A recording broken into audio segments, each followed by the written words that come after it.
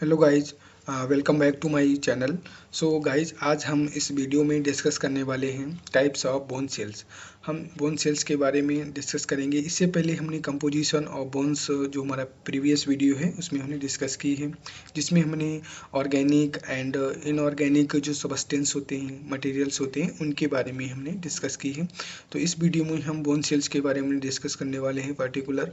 ठीक है, तो इससे पर जो कि हमारा जो एक ह्यूमन स्केलेटन सिस्टम होता है वो हमारी बहुत सारी बोन्स से मिलके बना होता है। और जो बोन्स होती हैं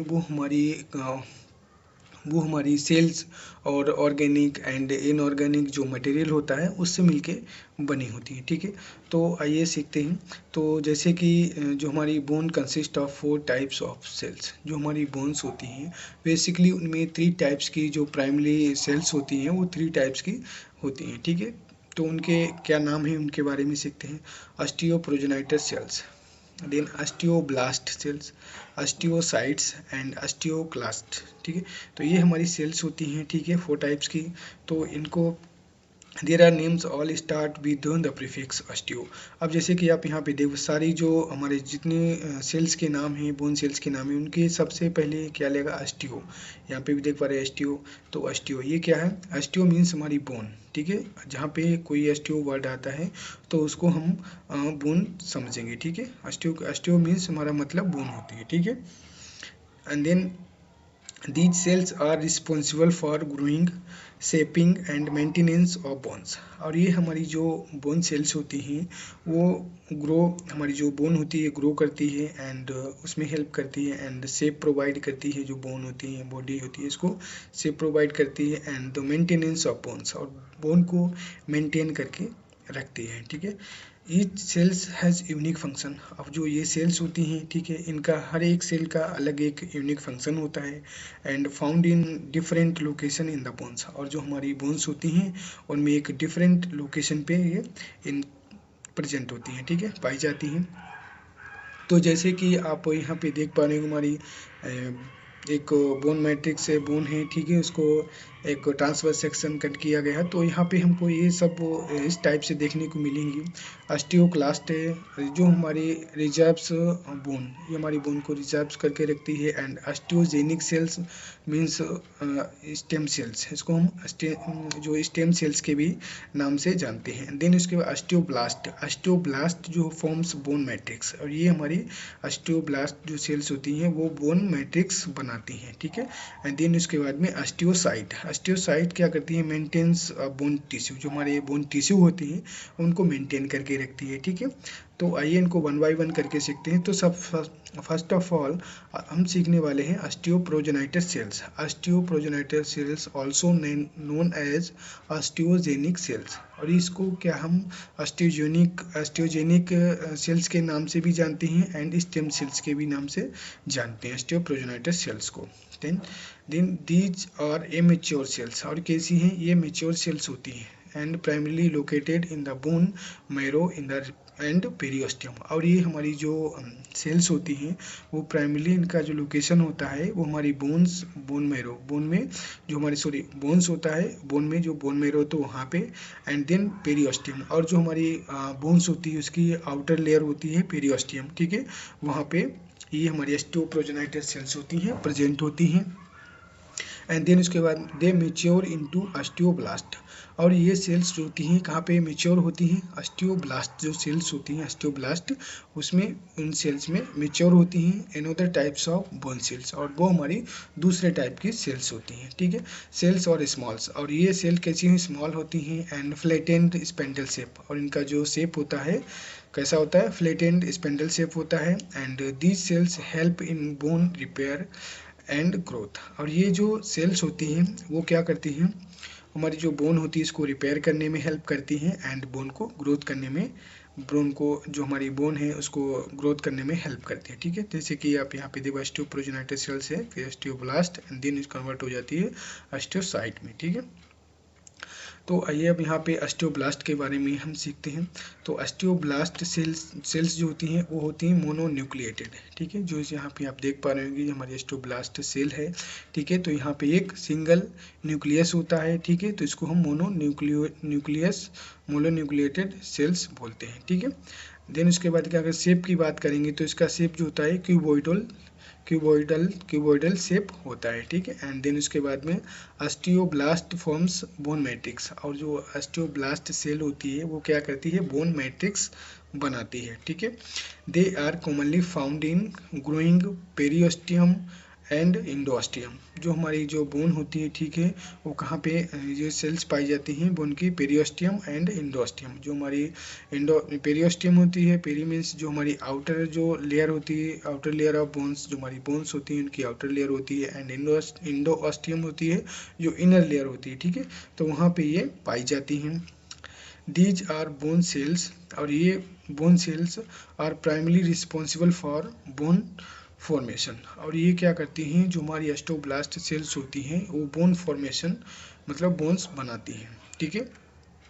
osteoblast originate from osteogenic cells, और जो ऑस्टियोब्लास्ट सेल्स होती हैं कहाँ से ओरिजिनेट होती हैं, कहाँ से बनती हैं, ऑस्टियोजेनिक सेल्स, ठीक है, स्टेम सेल्स जो ऑस्टियोप्रोजेनेटल सेल्स होती हैं उनसे बनती हैं, ठीक है। एंड देन उसके बाद में अब इनके हम फंक्शन की बात करेंगे। जिनका फंक्शन ऑस्टियोब्लास्ट सेल्स हैं उनका फंक्शन क्या है, ग्रोइंग न्यू बोन्स। और ये क्या करती हैं, हमारी जो न्यू बोन्स होती हैं उनको ग्रो करती हैं, बोन फॉर्मेशन, बोन बनाती हैं, बोन मैट्रिक्स बनाती हैं, ठीक है। रीमॉडलिंग, और ये रीमॉडलिंग का काम करती हैं, ठीक है।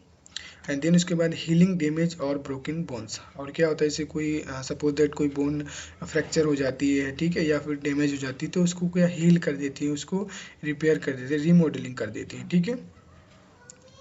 देन उसके बाद में हम बात करने वाले हैं ऑस्टियोक्लास्ट। ऑस्टियोक्लास्ट सेल्स क्या होती है उनके बारे में। तो अ लार्ज मल्टी न्यूक्लिएटेड, ये देखो एक हमारी ऑस्टियोक्लास्ट सेल है, ये क्या है, मल्टी न्यूक्लिएटेड। जैसे यहाँ पे आप देख रहे हो मल्टीपल न्यूक्लियस इसमें प्रेजेंट है, ठीक है। एंड इसका जो शेप होता है वो एक हमारा लार्ज डोम शेप्ड होती है, ठीक है, देख पा रहे होंगे आप यहाँ पे। तो and they do not arise from the osteoprogenitor cells. अब ये सेल्स, सबसे इंटरेस्टिंग बात ये, जो ये सेल्स होती हैं ये कहाँ से, ऑस्टियोप्रोजेनेटर सेल्स से ओरिजिनेट नहीं होती हैं, ठीक है। फिर osteoclast cells are located in, और ये कहाँ से होती हैं, एंड इंडोस्टियम, ये इंडोस्टियम, ठीक है। इंडोस्टियम के membrane that lines the inner cavity of bone. जो हमारी जो बोन होती है उसकी इनर जो लेयर होती है, इनर कैविटी होती है, वहाँ से ये हमारी जो ऑस्टियोक्लास्ट सेल्स होती बनती हैं, ठीक है। Where the bone marrow resides, और जहाँ पे हमारा बोन मैरो जहाँ बहुत सारा रहता है वहाँ से ये बनती है, ठीक है। And then osteoclast dissolve and break down old और डैमेज बोन सेल्स। अब ये ऑस्टियोक्लास्ट सेल क्या करती है, डिजॉल्व करती है, ठीक है, डिजॉल्व करती हैं, break down old damage bone cells होती हैं, ठीक है, उनको क्या डिजॉल्व करती हैं और ब्रेक डाउन करती हैं, ठीक है।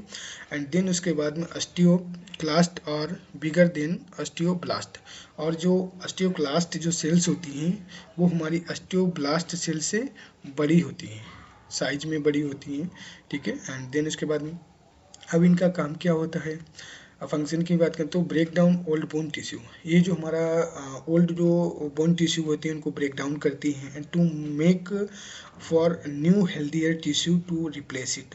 और ये क्या करती हैं, और ये हमारी जो ऑस्टियोक्लास्ट सेल्स हैं ये हमारी सेल्स हो जाए, ये new healthier tissue to replace, और ये एक नया हेल्दी टिश्यू बनाती हैं, ठीक है, उसमें रिप्लेस कर देती हैं ऑस्टियोक्लास्ट सेल्स। देन उसके बाद में हम बात करने वाले हैं ऑस्टियोसाइट्स। ऑस्टियोसाइट्स क्या होती है, ये मोनोन्यूक्लिएटेड होती है। इसमें आप यहाँ पे देख पा रहे होंगे सिंगल न्यूक्लियस होता है, इसीलिए इसको न्यूक्लिएटेड बोलते हैं, ठीक है। एंड देन इसका शेप की बात करेंगे, इसका शेप जो होता है like a star like shape होता है, ठीक है, स्टार जैसा आप यहाँ पे देख पा रहे होंगे, ठीक है।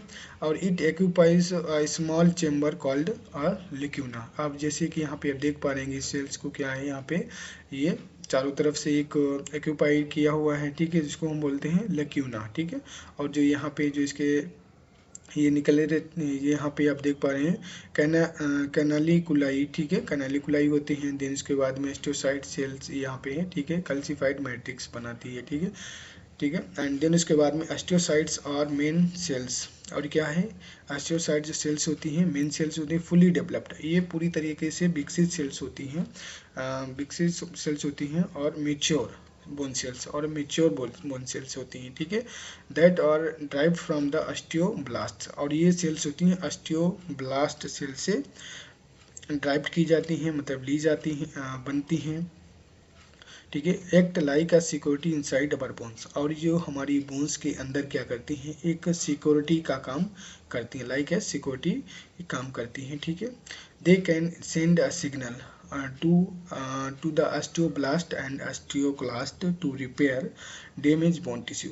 Suppose that जब कोई हमारी बोन क्या होता है, एक डैमेज हो जाती है, ठीक है, बोन टूट जाती है, फ्रैक्चर हो जाती है, तो उस कंडीशन में क्या करती है, जो अस्टियोब्लास्ट सेल है, अस्टियोक्लास्ट सेल है, ठीक है, तो उनको क्या करती है, अस्टियोसाइट है, उनको एक मैसेज सेंड करती है, एक सिग्नल सेंड करती है, ठीक है। तो यहाँ पे थोड़ी सी बोन टूटी है, इसको रिपेयर कर देंगे, ठीक है। एंड देन उसके बाद में the osteocyte is capable, osteocyte is the capable of bone deposition and resorption, और ये जो हमारी अस्टियोसाइट जो सेल्स होती हैं, ये बोन को क्या करते हैं, डिपोजिशन एंड रिजॉर्प्शन, और ये डिपोजिशन और रिजॉर्प्शन में ये कैपेबल होती हैं। Osteocytes maintain daily cellular activities of bones, और जो हमारे बोन टिश्यू हैं उनमें जो डेली सेलुलर एक्टिविटीज़ होती है उनको मेंटेन करके रखती हैं, ठीक है। And such as exchange of nutrients and wastage with the blood, और जो हमारे ब्लड में जो वेस्टेज होता है, न्यूट्रिएंट होते हैं, में जो एक्सचेंजेज होते हैं, उनको ये मेंटेन करके रखती है। Thank you for watching. अगर वीडियो अच्छा लगा हो तो वीडियो को प्लीज़ लाइक एंड सब्सक्राइब कर लें, ताकि जो नेक्स्ट वीडियो आएगा उसका नोटिफिकेशन आपको मिल जाएगा। Thank you.